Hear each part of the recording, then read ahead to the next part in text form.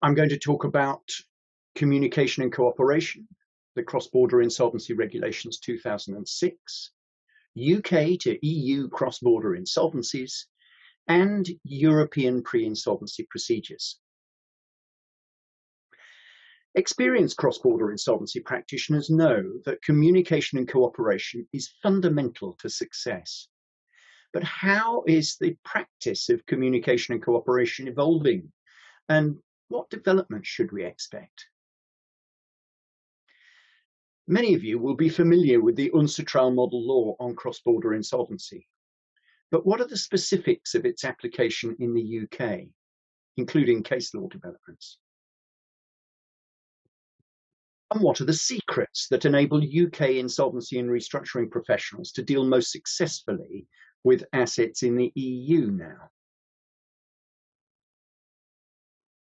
This webinar is designed for intermediate and senior cross-border restructuring professionals from any jurisdiction who want to get the best result in cross-border cases involving the UK. I want now to talk about Cross-Border Insolvency Regulations 2006, or the CBIR. As I said earlier, they're derived from the UNCITRAL model law, which came into being in 1997. And that's reasonably familiar around the world, not least because Chapter 15 of the US Bankruptcy Code is the US implementation of the model law.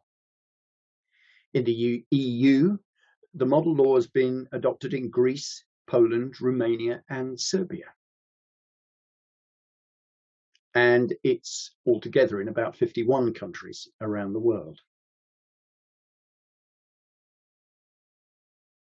Now, in Great Britain, we have the CBIR, and there are almost identical regulations in Northern Ireland that were brought in a year or so later. But we've had those now in place for over 15 years.